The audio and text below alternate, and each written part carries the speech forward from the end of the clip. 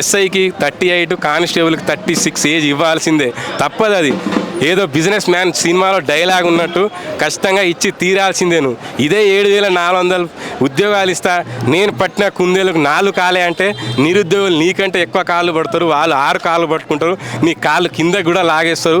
ఖచ్చితంగా నీకు నిరుద్యోగుల శాపం తగులుతుంది, ఖచ్చితంగా నువ్వు గద్దె దిగడం ఖాయం. అదే 20,000 పోలీస్ నోటిఫికేషన్తో తక్షణమే ఉద్యోగ భర్తీకి నోటిఫికేషన్ ఇస్తే ఇదే నీ బొమ్మకు పాలాభిషేకం. ప్రతి డిస్టిక్ హెడ్ క్వార్టర్లో, ప్రతి మన దిల్సుఖ్ నగర్లో కానీ, చిక్కడపల్లిలో కానీ, అశోక్ నగర్లో కానీ ప్రతి దగ్గర నీ బొమ్మలకు పాలాభిషేకం జరుగుతాయి. ఎందుకంటే నువ్వు ఒక నిరుద్యోగి తలుసుకుంటే గవర్నమెంట్ ఏర్పడ్డది. నువ్వే చాలాసార్లు చెప్పినావు స్టేజ్ల మీద, ఇది నిరుద్యోగుల ప్రభుత్వం, నిరుద్యోగుల ప్రభుత్వం, నిరుద్యోగుల కోసమే ఇది ప్రభుత్వం ఏర్పడింది.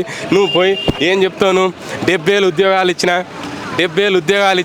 80,000 ఒకడు పొన్నం ప్రభాకర్ మినిస్టర్ ఏమంటాడు 80,000 అంటాడు, పొంగులేడు శ్రీనివాసరెడ్డి అంటాడు 1,00,000 ఉద్యోగాలు అంటాడు. ఎవరికి ఇచ్చినారు ఆయన 1,00,000 ఉద్యోగాలు? అదే కేసీఆర్ ఇచ్చిన ఉద్యోగాలే అవి, నువ్వు నియామక పత్రాలే ఇచ్చినావు. అట్లాంటిది నువ్వు మొన్న ఒక డిఎస్సికి జస్ట్ ఒక 5,000 పోస్టులతో సప్లిమెంటరీ నోటిఫికేషన్ యాడ్ చేసినావు. ఆ రోజు నిరుద్యోగుల వెంట తిరిగిన వాళ్ళు ప్రతి ఒక్కరు ఉన్నారు, ప్రతి నిరుద్యోగి తిరిగి ఉన్నారు, ప్రతి ఒక్కరు. ఆ రోజు కాంగ్రెస్ పార్టీ ప్రభుత్వంలో కాంగ్రెస్ పార్టీ నాయకులు చెప్పులు అరిగేటట్టు నిరుద్యోగులు వెనక తిరుగున్నారు. ఇదే దిల్సుఖ్నగర్ వచ్చినావు, ఇదే అద్దంకి దయాకర్ ఈరోజు నీకు ఉద్యోగం వచ్చింది కదా, ప్రభుత్వం విప్పంటగా నువ్వు క్యాబినెట్ హోదా ఇచ్చినట్టుగా నీకు ఈరోజు. అట్లాంటిది అద్దంకి దయాకర్, బల్మూరు వెంకట్ నిన్ను మాత్రం నువ్వు ఏడ కనిపించినా కానీ నిన్ను మాత్రం ఖచ్చితంగా కొట్టడం మాత్రం ఖాయం. నిరుద్యోగులు నువ్వు నాకు తెలిసి ఈ హైదరాబాద్లో దిల్సుఖ్ నగర్ కానీ, అశోక్ నగర్ కానీ, చుట్టుపక్కల కానీ మీరిద్దరు వెళ్ళకండి. వెళ్తే మాత్రం మీ బట్టలు ఉడదీసి కొడతారు మీకు. ఎందుకంటే ఆ రోజు నిరుద్యోగుల జీవితాలతో చెలగాటం ఆడి ఆ రోజు నువ్వు నిరుద్యోగుల వెంట తిరిగినావు. నాకు ఓటే బల్మూరు వెంకట్ అయితే కాళ్ళు పట్టుకున్నాడు, ఒక్కొక్కరిని కాళ్ళు పట్టుకున్నాడు. అరే అన్న తమ్ముడు అన్నాడు బల్మూరు వెంకట్ వచ్చి, అరే మన కాంగ్రెస్ ప్రభుత్వాన్ని ఏర్పాటు చేసుకుందాం, నీకు జియో 46 నేను రద్దు చేపిస్తా అని చెప్పినావు. మొన్న ఎవడో ఇంటర్వ్యూలు చేస్తే ఆడు ఏమంటున్నాడు సార్ బల్మూరు వెంకట్, ఆయన ఎమ్మెల్సీ బల్మూరు వెంకట్ ఏమంటున్నాడు సార్, అరే మేము ఏడ చెప్పినాం 20,000 ఉద్యోగాలు ఉన్నాయని ఏడ చెప్పిన డీజేపీ గారని చెప్తున్నావు. నీకేమైనా చెవులు ఏమైనా దొబ్బినాయా? నీకు చెవులు ఏమైనా కాకులు ఎత్తుకుపోయినా? సివి ఆనంద్ గారు అంత క్లారిటీగా 19,000 వేకెన్సీస్ ఉన్నాయని చెప్తే నువ్వు అట్లాంటిది 5,000 ఉద్యోగాలు ఇచ్చి నువ్వు ఊకదంపుడుగా నువ్వు దులుపుకుంటే, నువ్వు నీ పైన దులుపుకుంటే నీకు ఈ ఉద్యోగాలు ఎవరికి సరిపోతాయి? ఈ ఉద్యోగాలు ఎవరికి రావు. రేవంత్ రెడ్డి గారు మీరు హైదరాబాద్ని ఫోకస్ చేసుకుంటారు కానీ ఇదే హైదరాబాద్లో మీకు 0 సీట్లు వచ్చినాయి. ఇదే గ్రామీణ ప్రాంత విద్యార్థులకు తీవ్ర అన్యాయం చేస్తున్నారు మీరు. ఉమ్మడి 4 జిల్లాల నుంచి 50 సీట్లు గెలిచింది కాంగ్రెస్ పార్టీ. అట్లాంటిది మీరు ఉమ్మడి 4 జిల్లాలను మర్చిపోయారు ఈరోజు. ఈ రేవంత్ రెడ్డి గారు, అసలు నేను కూడా రేవంత్ రెడ్డికి అభిమానిని, బట్ కాకపోతే ఏం తెలుసా, రేవంత్ రెడ్డి గారు ఇది ఏం చేసిండో ఏమో తెలియదు కానీ బీజేపీతో మ్యాచ్ ఫిక్సింగ్ చేసుకున్నట్టు అని అయిపోయింది. ఈయన సలహాదారులు కూడా ఏం చేస్తున్నారో, వాళ్ళు ఏమున్నారో వాళ్ళు ఎవ్వరికి తెలియదు. ఈయన ఇంటెలిజెన్స్ వ్యవస్థ పని చేస్తుందో లేదో తెలియదు. పని చేస్తుందో ఆ ఇంటెలిజెన్స్ వ్యవస్థ?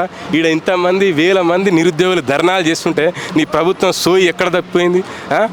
ఇంటెలిజెన్స్ వ్యవస్థ రేపు ఇక్కడ ఒక 10,000 మంది వచ్చారు, 10,000 × 10 వేసుకో, 10 లక్షల ఓట్లు ఎటుపోతాయి నీకు?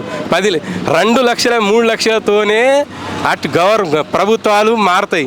అట్లాంటిది ఒక 30 లక్షల మంది నిరుద్యోగులతోని నువ్వు పెట్టుకుంటున్నావు ఈరోజు. కాబట్టి ఖచ్చితంగా నీకు గుణపాఠం తప్పదు. తక్షణమే 20,000 వేకెన్సీస్తోని ఉద్యోగాలు ఇవ్వాలి. ఒక్కొక్కడు దిల్సుఖ్ నగర్లో హాస్టల్లో ఉండలేక ఆస్పిరెంట్స్, ఒక్కొక్కరికి గ్యాస్ ప్రాబ్లం వచ్చి, హెల్త్ ప్రాబ్లం ఉండి వాడు తినక స్టడీ హాల్ ఫీజు కడుతున్నాడు.